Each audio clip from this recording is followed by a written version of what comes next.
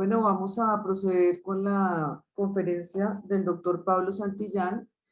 que se llama ¿Qué hay de nuevo en el manejo del COVID-19 en la gestante críticamente enferma? Quiero aprovechar para dar la bienvenida al doctor Pablo Santillán, que nos acompaña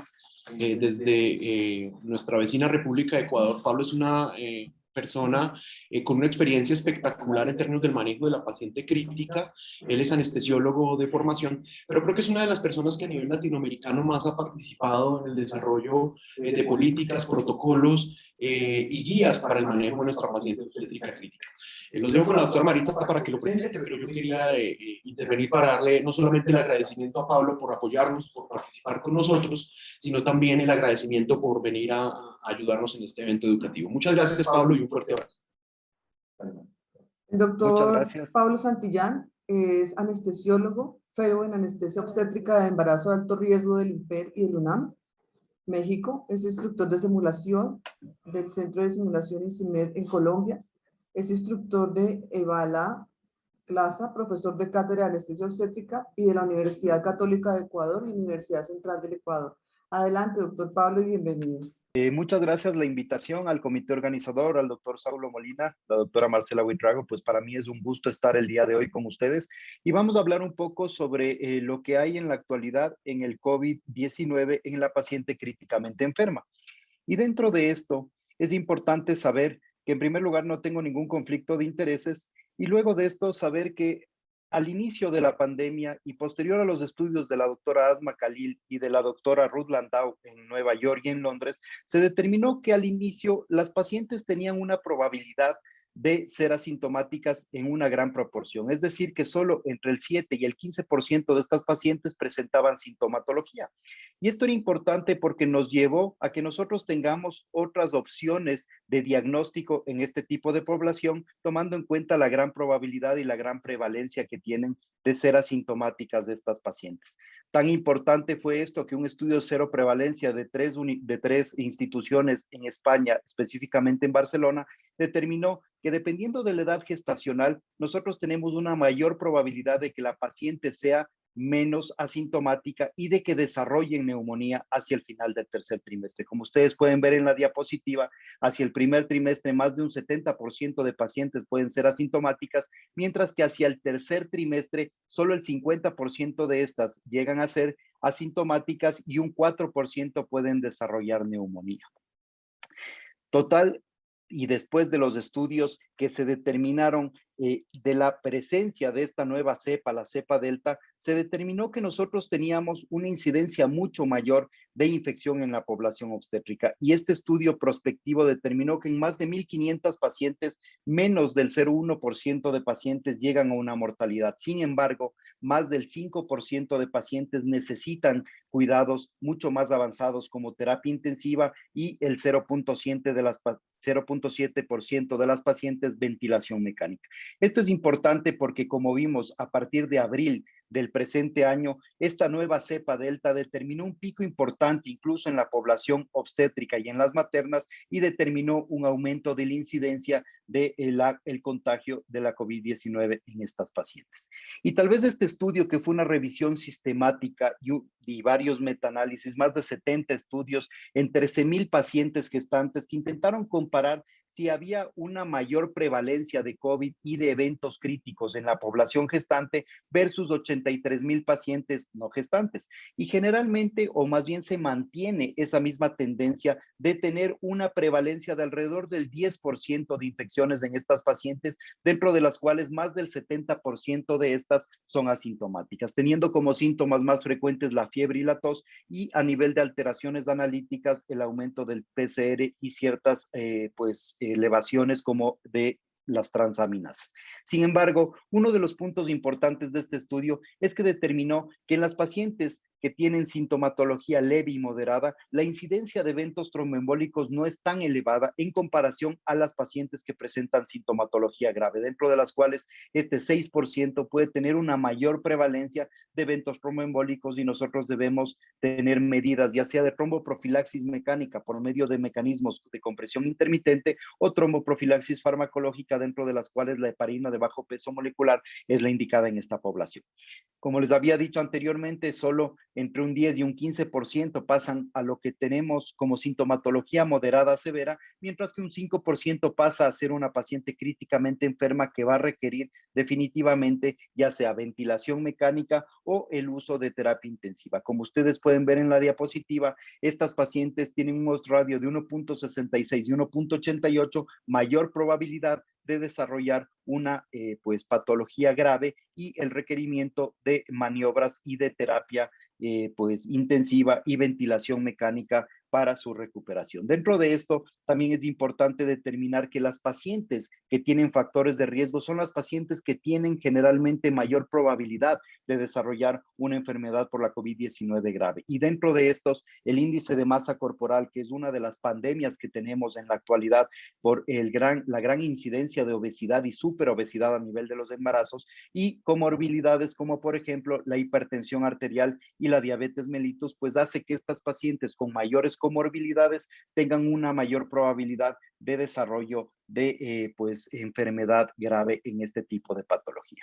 Y al ser estas pacientes asintomáticas, nos llevó a utilizar ciertos pues mecanismos de diagnóstico que se corroboren con la PCR, que en el tiempo de los picos pues fue muy difícil hacerla. Y dentro de esto se desarrolló varios protocolos, dentro de los cuales el protocolo de ultrasonografía pulmonar determinó una buena sensibilidad y especificidad en estas pacientes al determinar lo que nosotros conocemos en el ámbito de la ultrasonografía o del POCUS, de la ultrasonografía en la cabecera de los pacientes, lo que conocemos como patrón A o patrón B. El patrón A es esta imagen en la cual ustedes ven estas imágenes hiperecogénicas horizontales que se determinan o se conocen como líneas A, las cuales determinan un patrón pulmonar normal o un patrón de pulmón sano. Pero estas líneas hiperecoicas verticales como cola de cometa que salen de la pleura y que si son más de 3, pues determinaría un patrón B en esta población que se conoce como un patrón de pulmón húmedo o un patrón de inicio de consolidación.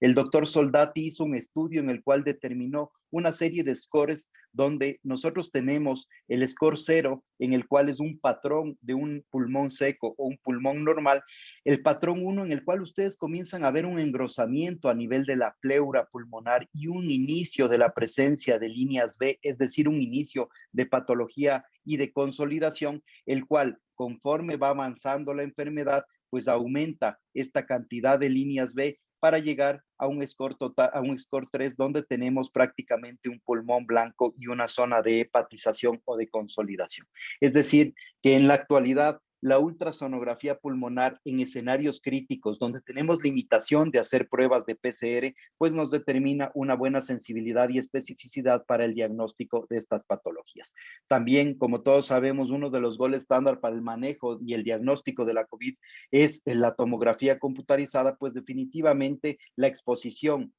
es menor a la que puede presentar riesgos en la población obstétrica, tomando en cuenta que nosotros podemos o las pacientes obstétricas pueden recibir entre 5 a 10 RATs o lo que es igual a 50 a 100 miligrados. Como pueden ver ustedes, pues la cantidad de radiación que emiten estos exámenes complementarios pues está dentro de los márgenes de seguridad y es necesario hacerlo.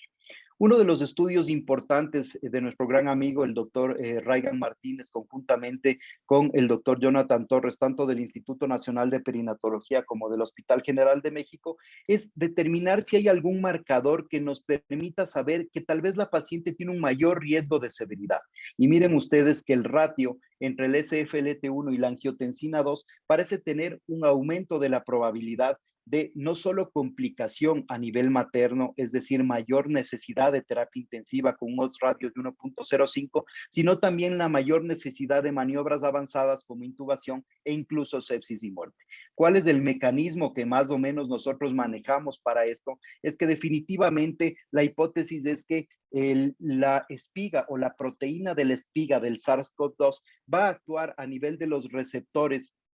AT1 y lo que va a hacer es que va a evitar el cambio de la angiotensina 2 a la angiotensina 1. Este aumento de los niveles de angiotensina 2 provoca una disminución del aclaramiento de esta sustancia y por lo tanto hace que haya mayor cantidad de especies reactivas de oxígeno a nivel mitocondrial y conjuntamente con la proteína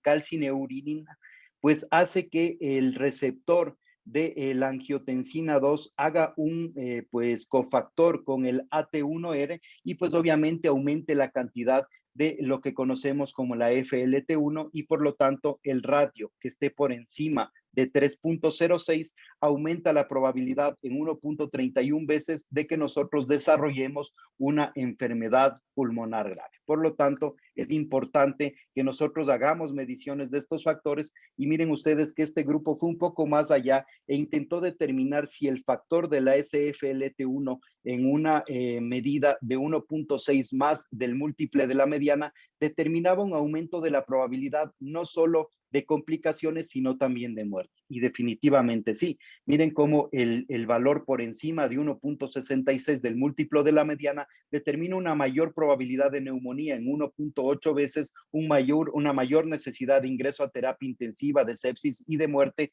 determinando pues que este valor por encima de 1.66 podría ser un marcador de severidad. Pero ¿por qué creemos en la actualidad que la paciente obstétrica tiene una mayor incidencia o una mayor afectación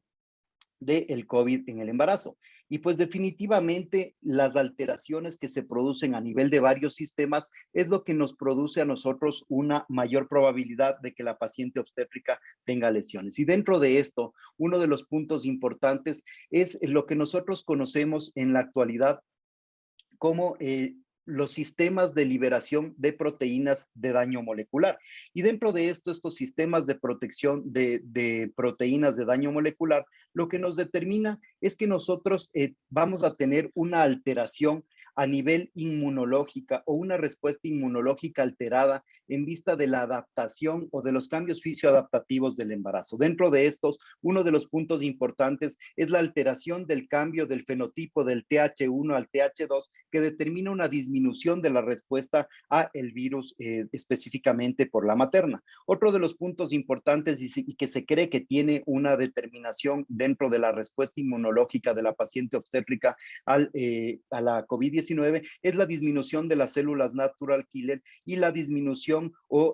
pues de las células que expresan el TLR, que son las células TOL, que determinarían una menor respuesta del sistema inmunológico a la COVID-19. El aumento de la progesterona tiene mucha controversia, tomando en cuenta que hay muchos artículos que determinan que la progesterona determinaría una respuesta de recuperación a nivel pulmonar. Sin embargo, varios estudios posteriores determinaron que en una segunda exposición al virus hay una mayor afectación y una mayor probabilidad de lesión pulmonar. Todos sabemos que el sistema de coagulación en la paciente obstétrica está alterado y que por la triada pues de Virchow tiene mayor probabilidad de desarrollar eventos tromboembólicos. A esto le subamos todas las alteraciones y el estado de hipercoagulabilidad que de por sí tiene la materna, que determina una mayor probabilidad del desarrollo de enfermedad o de eventos tromboembólicos, tanto venosos profundos como eventos tromboembólicos a nivel pulmonar. También la alteración a nivel pulmonar con una disminución de la capacidad residual funcional que determina un menor periodo de apnea, como vamos a ver posteriormente, determina una mayor probabilidad de lesión a nivel de la paciente obstétrica. ¿Afecta el COVID-19 al embarazo y en qué sentido? Pues algunos autores hablan de la mayor probabilidad de prematuridad hasta en un 41% de la población materna y el aumento de la probabilidad de desarrollo de eventos como la preeclampsia que vamos a ver posteriormente. Y si bien las tasas de cesárea al inicio de la pandemia aumentaron de una manera realmente significativa, pues los primeros informes que nosotros tuvimos fueron los informes de China, donde había una tasa de cesáreas de más del 90%. En la actualidad se cree que no es contraindicado totalmente el parto vaginal para que nosotros podamos tratar a estas pacientes en sintomatología leve o moderada y que generalmente la indicación de esta cesárea era el riesgo de pérdida del compromiso fetal en más del 50%. Se cree que a nivel global no hay otros resultados perinatales importantes, sin embargo, hay muchos estudios controvertidos de que si definitivamente la COVID-19 afecta a nivel de los resultados perinatales y pues la gran cantidad de evidencia que tenemos en la actualidad nos determina que, por ejemplo, este estudio, que fue un estudio observacional del Reino Unido en más de 1,200 pacientes, se determinó que definitivamente sí hay un aumento de la prematuridad y de la probabilidad probabilidad de que nosotros tengamos una preeclampsia en la población obstétrica. De hecho, el COVID grave puede determinar un aumento de 5 veces más la probabilidad de desarrollo de preeclampsia y un COVID moderado alrededor de 3 veces. Mientras que en las pacientes preeclámpticas tienen un RR de más de 1.96 de la probabilidad también de desarrollar preeclampsia con criterios de severidad, y es por eso que nosotros debemos saber identificar específicamente las pacientes que desarrollan preeclampsia con criterios de severidad y que pues tienen COVID grave, o las pacientes que tienen COVID grave que tienen mayor probabilidad de desarrollo de pues eventos de preeclampsia con criterios de severidad. Miren ustedes las edades en las que nosotros tenemos pues el desarrollo de estas patologías, y la incidencia de pues nacimientos pretérmino es mucho mayor en los pacientes que presentan COVID-19. Ahora, como les decía, hay mucha controversia en los diferentes estudios, y este estudio retrospectivo que se hizo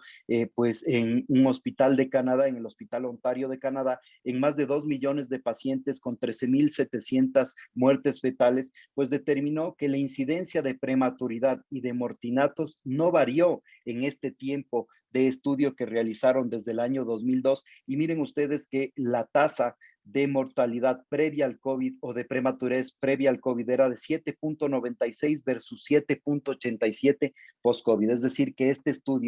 este estudio ellos determinaron que antes de la pandemia, este es del corte de la pandemia en el año 2019, en diciembre de 2019, pues miren ustedes que prácticamente se mantienen los niveles de prematuridad, al igual que los mortinatos que variaron de 0.56 a 0.53%. Por lo tanto, pues dependiendo el lugar donde leamos pues los diferentes estudios, nosotros vamos a tener un aumento o no de la tasa de prematuridad y de la probabilidad de mortinatos en esta población. Tomando en cuenta que la pandemia tuvo un impacto importantísimo a nivel mundial, pues la campaña Sobreviviendo a la Sepsis determinó una serie de pasos para que nosotros no solo sepamos cómo diagnosticar, sino también cómo manejar hemodinámicamente estas pacientes, cómo manejarlas en la parte ventilatoria, y de hecho nos dio ciertas recomendaciones en terapias de cómo manejar estos pacientes. Sin embargo, las pacientes embarazadas no fueron tomadas en cuenta, y es por eso que nosotros debemos manejarla de una manera pues distinta, y tomar en cuenta cuáles son los criterios que nosotros tenemos para el ingreso de estas pacientes a la unidad de cuidados intensivos. Y miren ustedes que en muchos pues países del mundo en la actualidad, específicamente países latinoamericanos como México, como Brasil, tuvieron una incidencia de más del 25% del aumento de la mortalidad materna, determinando un retroceso de casi 15 años, lo que habíamos venido ganando en este campo. Y dentro de esto, como les decía, en algunos lugares y en algunos países es la primera causa de mortalidad, seguida de la hemorragia obstétrica mayor y de los trastornos hipertensivos del embarazo. ¿Qué es una paciente gestante crítica? Pues es una paciente embarazada o es una paciente 6 semanas posparto que requiere algún tratamiento adicional para disminuir su riesgo de muerte, o pues que presenta una patología que puede desarrollar una larga duración. Y dentro de eso nosotros tenemos múltiples causas para desarrollo de este tipo de patologías, dentro de las cuales las causas relacionadas con el embarazo, como la COVID-19, y que presentan enfermedades de mayor riesgo, como patologías específicamente a nivel pulmonar en este caso. Y miren ustedes que dentro de las diferentes fallas o causas de falla ventilatoria, ya sea causas cardiovasculares, causas injurias miocárdicas, o causas incluso a través del sistema nervioso central por alteraciones neuromusculares, el síndrome de distrés respiratorio es una de las principales causas de falla ventilatoria, y específicamente en la COVID es la principal. Miren ustedes que antes del COVID, pues el sexto consenso confidencial de auditoría del NIRMIS o de severidad materna extrema determinaba que era la hemorragia la principal causa de muerte en este tipo de pacientes. Sin embargo, en la actualidad, y tomando en cuenta la gran incidencia de COVID en estas pacientes, pues determinó o se determina como la principal causa de muerte en uno de los primeros en varios países del mundo.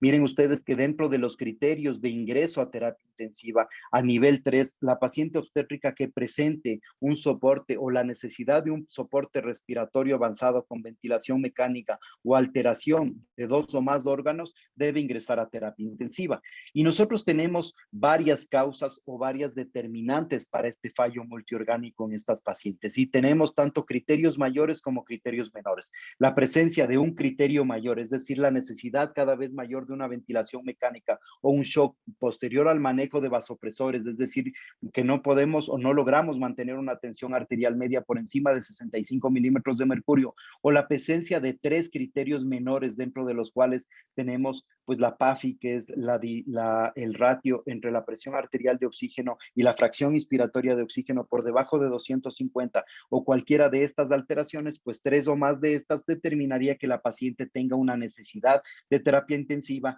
y una necesidad de un manejo y un apoyo mucho mayor. La disfunción multiorgánica que nosotros podemos tener puede ser de varias causas, dentro de las cuales a nivel del sistema respiratorio, el síndrome de distrés respiratorio agudo del adulto o la necesidad de soporte ventilatorio es lo que generalmente nos presenta una necesidad de terapia intensiva. ¿Cómo vamos a diagnosticar nosotros esto? Pues a nivel de los gases arteriales, específicamente con alteraciones de la oxigenación y PO2 bajas, con alteraciones de las PAFIs, aumento del lactato o una necesidad una necesidad mayor de una terapia. Miren ustedes que recordemos que es súper importante que nosotros sí podemos realizar medidas de imagen en este tipo de pacientes, tomando en cuenta que nosotros podemos utilizar hasta 5 a 10 RATs o 50 a 100 miligrays y 2 a 5 RATs que nos van a determinar por encima de estos valores el riesgo de teratogenicidad o algún riesgo oncológico en estas pacientes. La ultrasonografía a nivel de la cabecera del paciente con el ecocardio y la ecografía pulmonar, que nos va a determinar lo que en la actualidad y posterior a los estudios del doctor Gattignoni determinó que nosotros teníamos 2 parámetros o 2 tipos de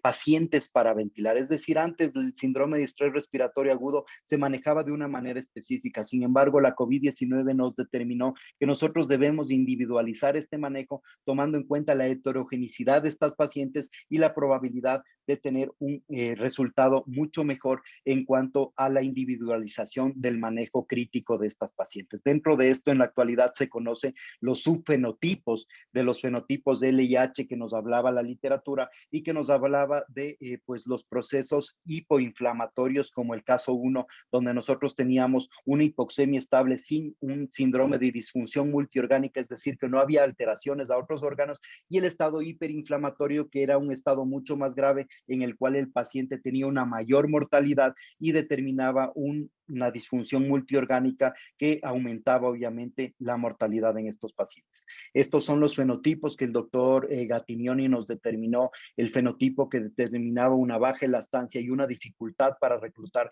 este tipo de pacientes, donde nosotros utilizábamos técnicas de manejo de ventilación mecánica protectiva sin PIP por encima de 8 a 10, como vamos a ver posteriormente, y los pacientes que presentaban un pulmón o un fenotipo tipo H, es decir, un fenotipo que tenía una alta elastancia con una alta reclutabilidad y que nos permitía utilizar mayores cantidades de PIB. Esto nos llevó a que en la paciente obstétrica nosotros tomemos en cuenta y recordemos un poco la fisiología y la adaptabilidad que tenemos, los cambios fisioadaptativos que tenemos en esta población, y dentro de esto,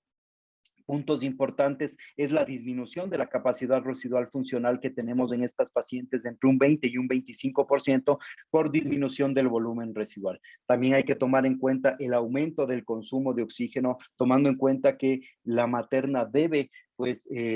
asegurar este flujo de oxígeno a nivel fetal. Y también otro de los puntos importantes es que la paciente obstétrica es mucho más difícil de intubar, mucho más difícil de ventilar, porque los cambios fisioadaptativos a nivel de la vía aérea, pues el aumento de la progesterona, el desequilibrio hormonal que presenta el embarazo, pues hace que haya una mayor edematización de la vía aérea, con mayor fragilidad y mayor probabilidad de sangrado, que hace que la manipulación deba ser realmente pues muy limitada, tomando en cuenta que estos sangrados pueden llevarnos a un escenario de una paciente que podíamos ventilar o intubar de una manera adecuada a un escenario de no intubación, no ventilación e incluso no oxigenación, que en una paciente obstétrica es realmente un escenario crítico. También el aumento de la probabilidad de riesgo de broncoaspiración, tomando en cuenta que más del 70% de pacientes obstétricas presentan un reflujo gastroesofágico, pues sumado a la disminución de la capacidad residual funcional y al menor tiempo de apnea, hace que sea un escenario realmente crítico